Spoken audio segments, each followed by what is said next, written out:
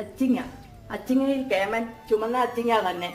പോഷക ഗുണത്തിലും ഇവൻ തന്നെ മുൻപിൽ. ഇതുകൊണ്ട് നമുക്ക് ഇന്ന് തോരൻ ഉണ്ടാക്കാം. ഇത് വൃത്തിയായി കഴുകിയെടുത്ത് ചെറുതായി അരിഞ്ഞ്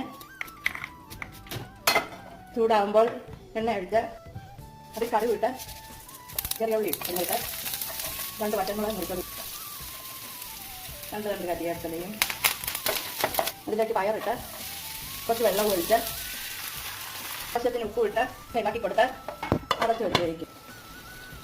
തീ കുറച്ച് വെച്ച് വേകുന്ന സമയം കൊണ്ട് തേങ്ങ ഒക്കെ നരച്ചെടുക്കാം. തേങ്ങയും കുറച്ച് വെള്ള കാന്താരിമുളകാണ് ഞാൻ ഇന്ന് എടുത്തിരിക്കുന്നത്. ചെറിയ ഉള്ളിയും മഞ്ഞൾപ്പൊടിയും 1 തണ്ട് കറിവേപ്പിലയും ഇട്ട് എല്ലാം കൂടി നമുക്ക് മിക്സിയിലിട്ട് ചതച്ചെടുക്കാം.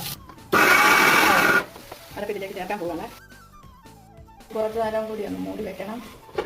എല്ലാം കൂടി നമുക്കൊന്ന് ഇളക്കി ഒതുക്കി വെക്കാം. നമ്മുടെ തോരൻ വെള്ളം പറ്റി നല്ലപോലെ ഇട്ടിട്ടുണ്ട്. പ്ലേറ്റിലേക്ക് സെർവ് ചെയ്യാം.